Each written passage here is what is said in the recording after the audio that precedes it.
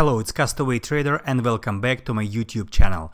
Today's video is called ES Mini goes to 3100, and you may say that to make such a forecast that ES Mini can make 3100 is not a big deal when it has already tagged 3093, but I'm gonna show you that I actually made that forecast weeks ago, and I'm gonna show you how I did that.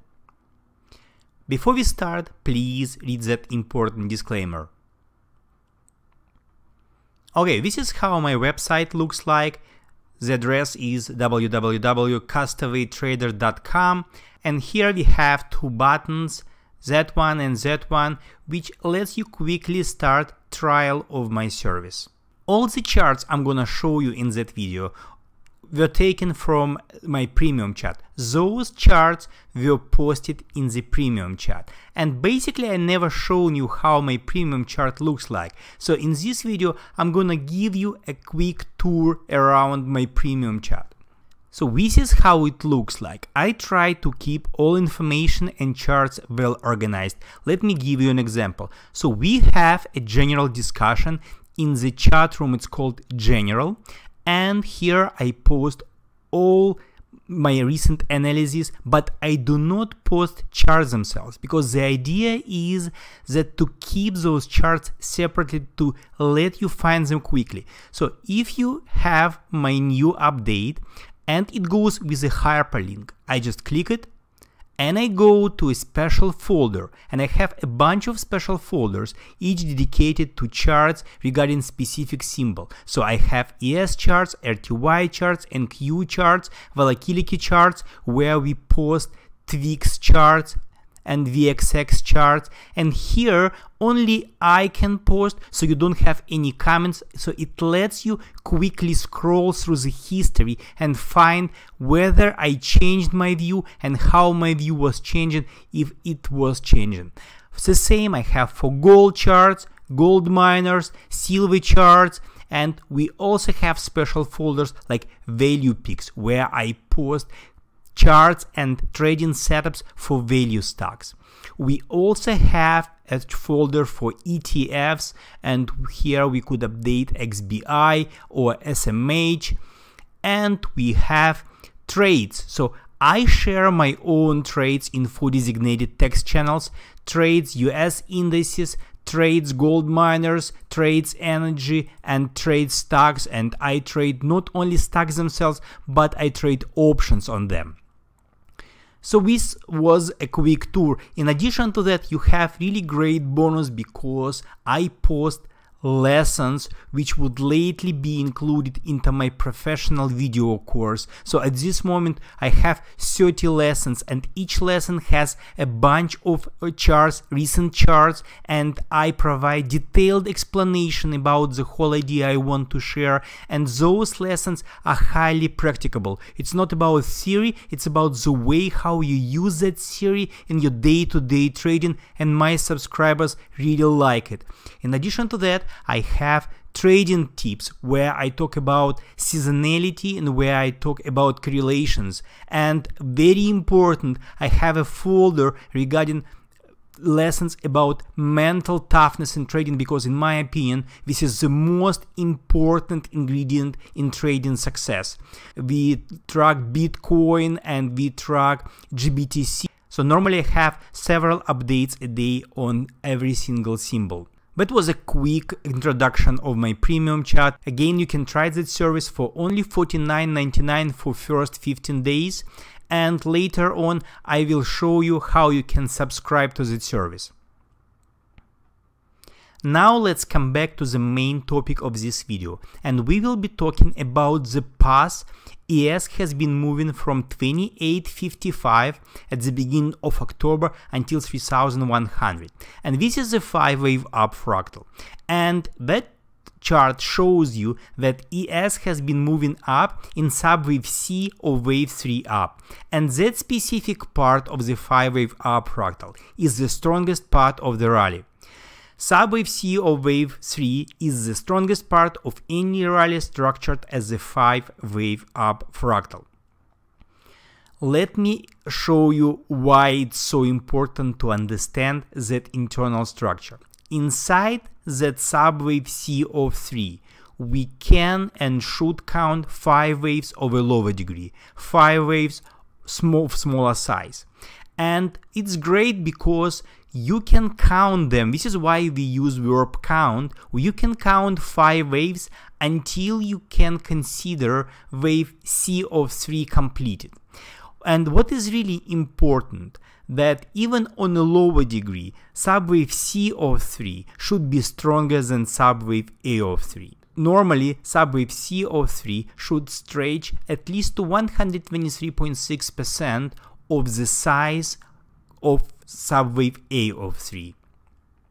And now let's look at the actual chart of ES Mini for our chart covering the period from April until October 2019. We will start that video from the end of October. And this is when ES broke out through 3020, very meaningful resistance. And it broke out and it came back and retested that important level. And that was the pivotal level. So once we cleared that level, the path was open for the rally. And you can see my red target box at around 3015, which I provided to my subscribers at the end of October. Back then, ES was traded at 3046. So we were talking about a potential rally for 70 points. Now let's come back to that chart. I've pointed your attention that that subwave C of wave 3 is stronger than the previous rally in subwave A of wave 3. And this is why it's important. If we look at the actual chart of ES Mini, we have wave 1 up followed by corrective wave 2 down, and we get the first leg up, subwave A of 3, followed by corrective subwave B of 3, and from here we should get a stronger rally in subwave C of 3. And to complete that rally, we need to be able to count 5 microwaves inside that subwave C of 3. And this is what this video is about counting those microwaves. This is update I posted on Thursday, October 31st, 2019. Here you can see start of that rally, when it broke out and then came back to retest 3020. And I posted that ES has completed wave 1 up followed by wave 2 down. Now it has to climb at least to 3080-ish. And this is where we were buying calls, SPY calls. This modified version of Elliott wave theory is great because it gives you confidence. It gives you confidence in directional bias. It basically identifies a trend move, and it gives you rough targets at the beginning of that move. And knowing that we are going higher, you can start buying every single ABC corrective move. For example, here, after we broke out, we knew we're gonna get a corrective pullback. We got A down, B up, and C down. It was tricky because that corrective wave B up managed to make a higher high. And that pattern A down, B up, and C down, where B up manages to make a new higher high. It's called the expanded flat. It looks tricky for those who is not familiar with that pattern, but recently we have seen a lot of patterns like that. For example, look at this one, A down, B up, and C down. Market likes to play that pattern when it goes under a strong trend inside subwave C of 3. This is why we see so many of them recently. Friday, November 1st, you can see that once we retested that 3020 important level, which is the breakout level, we started to rally hard. And as I mentioned, my target was around 3090, 3100. All you needed to do is just to buy every pullback and sell every spike. Sunday, 11/3, you see that ES kept climbing higher. And this is what I wrote to my subscribers. ES should be in the strongest part of the advance, subwave C of 3, inside the strongest wave, parenthesis C of parenthesis 3 up. In this part of the rally, all pullbacks are minuscule and quick. The next confluence of fibs gives us resistance at 3100. Microwave 5 of subwave C of wave 3 may need to stretch a bit higher and target 3130. I was talking about that position here. But the first task was to nail this stop, that C of 3, because after that C of 3 we were supposed to have a shallow ABC down, which could give us opportunity to reload our longs and to go long again in anticipation of the rally in final microwave 5 of that larger subwave C of wave 3. Here I want to show you again the fractal so you would better understand the model we've been following. We started that rally in subwave C of 3 at the beginning of August, and by the beginning of November we were here. And we were expecting price to hit 3090, 3100 in microwave 3 inside that wave subwave C of 3. Let me show you micro. Again, at the beginning of November, we were somewhere here expecting price to reach 3090, 3100 before we get another ABC down, and that would be minor wave 4 followed by another push structured as ABC to the final top of a bigger subwave C of 3. And this is from where we could get a larger pullback, which would be structured as A down, B up, and C down, targeting probably 3050 or 3020. This is Monday, November 4th. You see, I'm adding here a channel. Channeling is a powerful tool, but you should remember one important thing about channels. Subwave C of 3 does not respect channels. It goes over them and then it could come back inside and go over again. So that's just a point of reference, but you should not consider the channel as an important resistance inside subwave C of 3. This is what I wrote to my subscribers back then. A micro account of ES still points at least to 3100, 3115. Again, it was Monday last week. I expected a minor pullback which would come back to retest the channel and then another push higher, at least to 3093.65.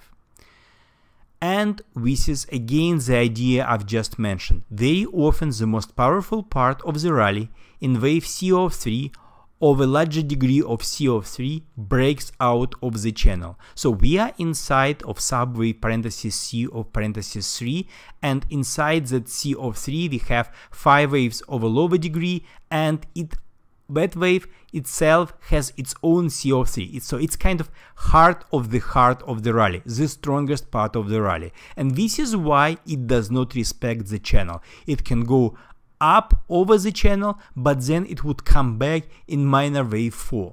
This is Tuesday, November 5th. What happened? Exactly what I expected. We got A down, which retested the channel, the upper boundary of the channel. It produced another expanded flat structure with spiky wave B up, making a new higher high over the top of preceding rally in wave 3. And then we got another impulsive drop, which completed a clean A, B, C corrective structure. But a textbook ABC shaped pullback, and every time you get it inside subwave C of 3, you just buy it in anticipation of another push higher. So this is what I wrote to my subscribers. Still the same expectation for the rally into the red target box, and the red target box was located in between 3093.50 to 3150. Thursday, this is what happened.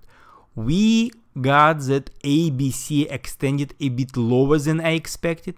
This was A, B, and C in the previous slide, but you can see we got some ugly move here, so it managed to make a slightly lower low, but no support was in sight, and we just had to wait and kept faith in our longs, and then we got a really strong move higher into Thursday morning. And this is when price finally hit that red target box, which started at 3093. and I wrote to my subscribers, ES has tagged the red target box.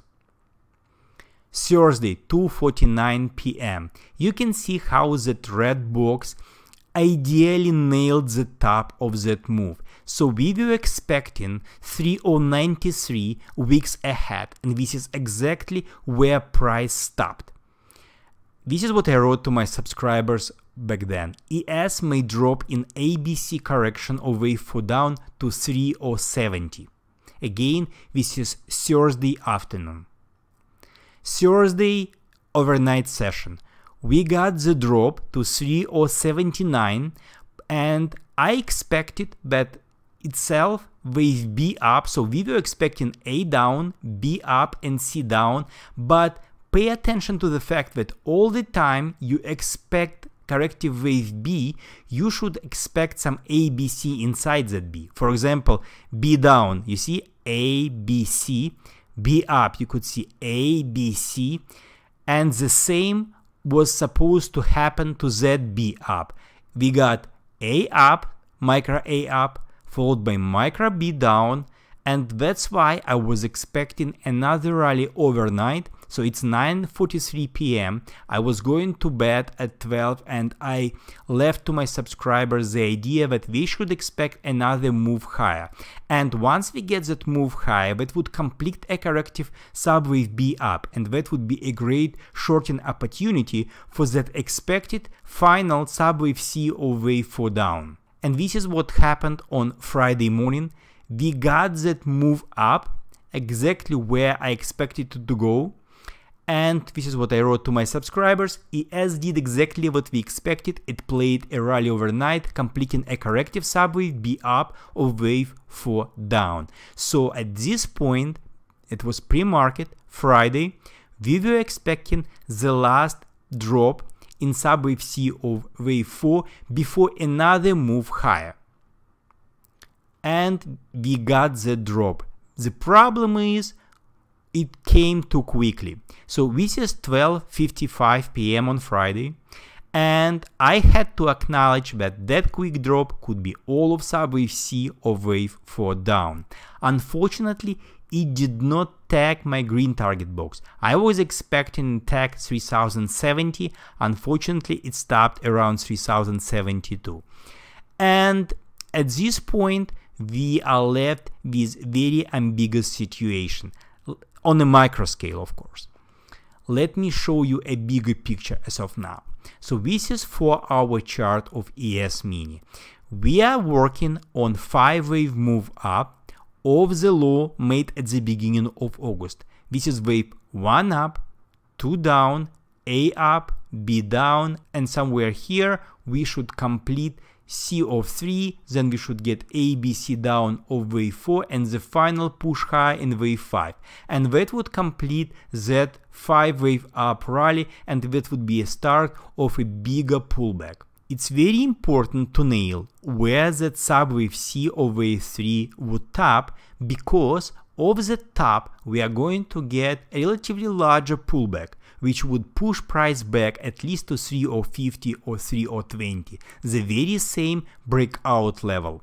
Remember, I've shown you that slide, and I explained that to consider subwave C of 3 completed, it should get longer than the preceding first leg of wave 3, its subwave A. And now look at that extension. So we measure subwave A, the first leg up, and this is 100 extension, 114.6, 123.6. So once it tags 3100, that wave 3 could be considered having topped. Now we have two a little bit different micro alternatives.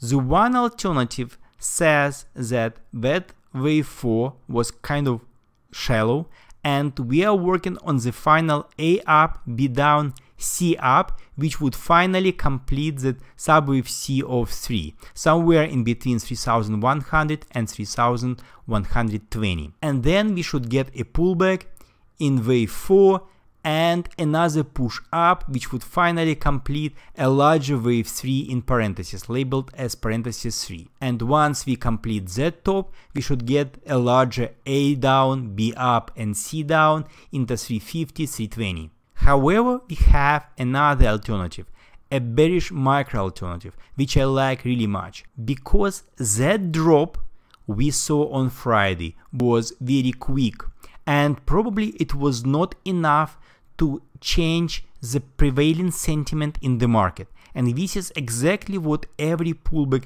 has to make. It has to make bulls doubt about continuation of the rally, and it has to entice bears to make new shorts. It happened so quickly that basically I don't think it achieved those goals.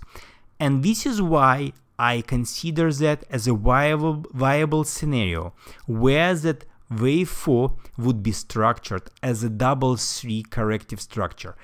Double 3 corrective structure is subdivided into two ABC structures, A down, B up, and C down. Then we get a technical X, which itself is normally structured as ABC, followed by another ABC move down, A down, B up, and C down. And again, it will finally tag 3070. Regardless of this scenario, whether it will be that bearish scenario where bulls will be lucky to get 3070 retested again, so it will give them a chance to reload their longs in anticipation of the rally to 3100, 3107, or it will keep moving higher under the bullish scenario until 3100 and top here. We have basically two simple trading plans, even in situation when we have two alternative scenario. One is buy 3070 and another one is to short testing of 3100, or yes, could go a little bit higher to 3103 to 3107 and buy it back at 3070. In any case, I should point your attention that the strongest part of the rally should be over. The strongest part of the rally was that part, C of 3 inside the larger C of 3. From this point, the accelerated part of the rally should be over. Once we hit 3100, we will still be seeing higher highs and higher lows, but we will be looking price to come back all the time and retrace to previous lows. We can drop here to 370 in that wave 4, and once we hit a high around 3130, we still would get another pullback to the very same 3070, 3050. This is a trader's paradise, and this is a great moment to join my service, my premium chat room, where I regularly repost charts, where I regularly update my forecast based not only on 4-hour charts, but I go really micro to 15-minute charts and sometimes even to 5-minute charts to give you better perspective of what's going on and to provide you with the opportunity to find better entry points and exit points on ES Mini and Q Mini, gold, and other instruments. The basic rate for the premium chat room is 149.95. This is a relatively inexpensive price if you compare it to other competitors. In the premium chat room, I cover 4 markets: US index futures like ES and QRTI, and ETFs like SPY and QQQ, energy futures covering crude oil and natural gas, gold, silver, and miners ETFs like GDX and GDXJ, and value and momentum US stocks. My standard condition is that 149.99 includes 2 of them. You can add coverage of the 3rd and 4th market for $49.99 a month. But I waive that condition until January 2020. If you join now, you will get coverage of 4 markets for that same price without additional payments of $49.99 per market. This is the homepage of my website, and this is a button you need to click to start 15-day trial of my premium chat service. Thank you for your time. I would really appreciate if you could like this video, or you could even reshare that video on Twitter. Have a great weekend and good luck with your trading.